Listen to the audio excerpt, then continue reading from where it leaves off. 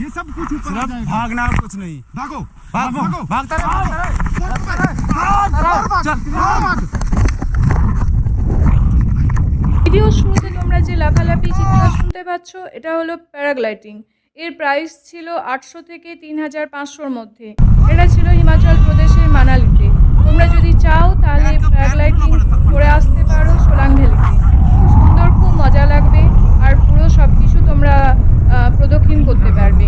তো আজকের ভিডিওটা কেমন লাগলো প্লিজ লাইক কমেন্ট শেয়ার করে অবশ্যই জানাবে।